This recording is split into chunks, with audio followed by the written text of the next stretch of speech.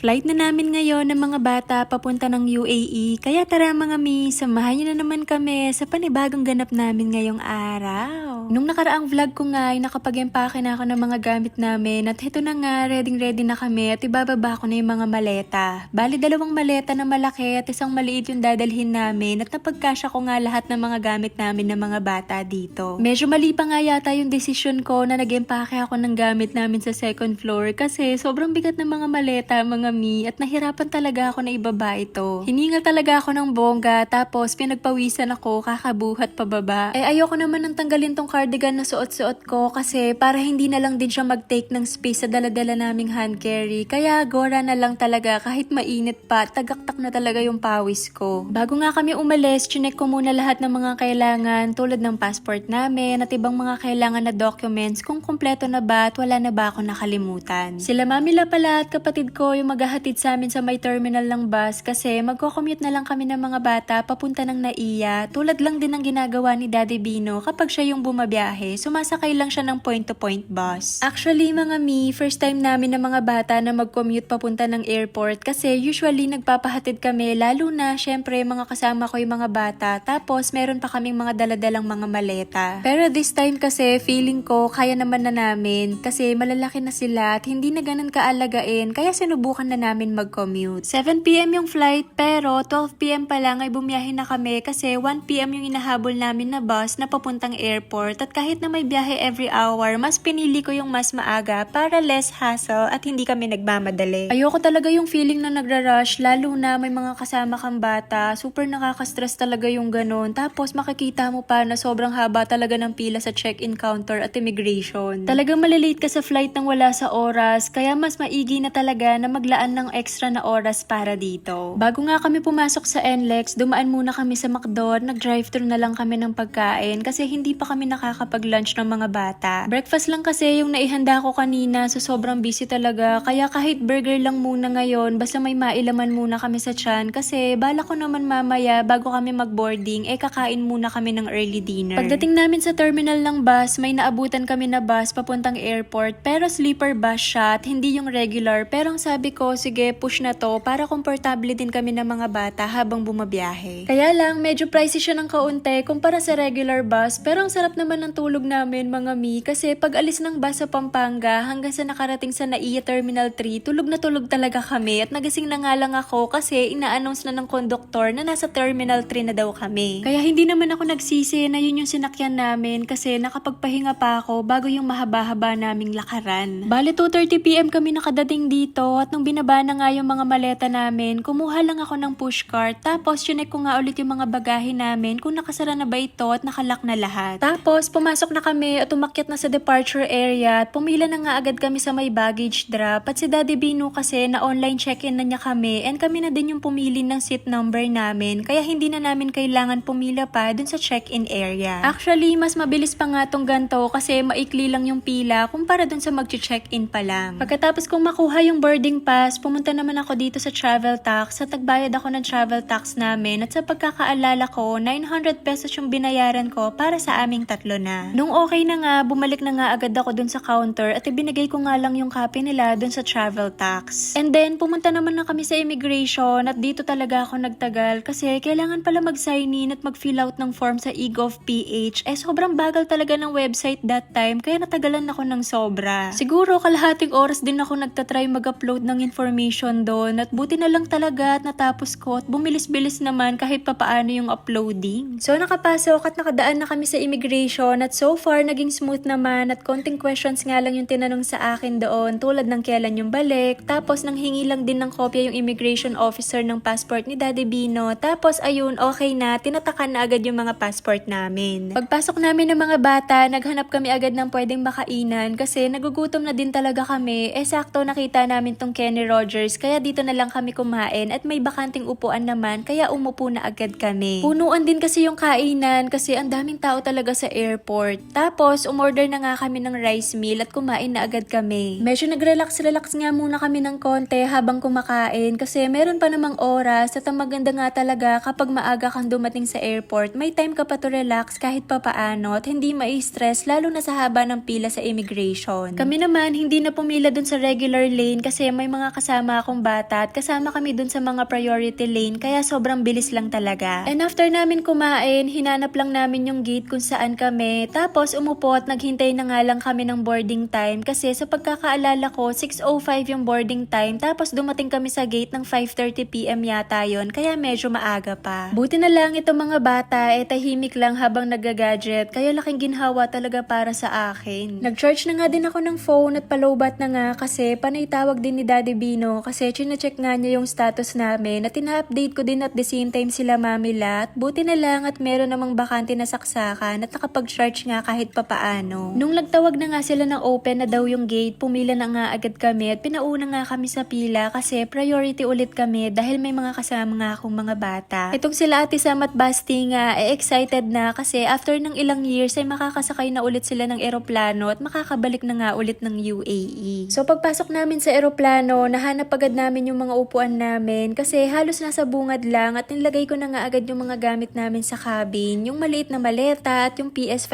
yung nilagay ko kasi yung backpack namin ni Ate Sam ay ilalagay lang namin to sa ilalim ng upuan. Bago nga ako umupo, dinoble check ko nga muna ulit yung mga passport namin kung naibalik ba lahat sa akin. Tapos nga maya-maya lang, binigyan nga ng flight attendant yung mga bata ng pouch at ang cute nga ng laman kasi meron itong tumbler tapos mga coloring materials. Actually, ang dami na ring naipon nila Ate Sam at Basti na ganitong mga freebies galing sa Etihad. Yung iba nga dati may mga bags pa nakasama kaya parang bawat flight may bagong collection sila ng mga bags. Mga ilang minuto lang yung hinintay namin tapos nag-start na din mag-take off yung eroplano at ang estimated nga na dating namin sa UAE mga 4 AM dyan sa Pinas. Sobrang napahaba na naman nga yung kwento ko mga mi kaya itutuloy ko na lang to sa susunod na vlog. Yun lang, Momshi! Bye!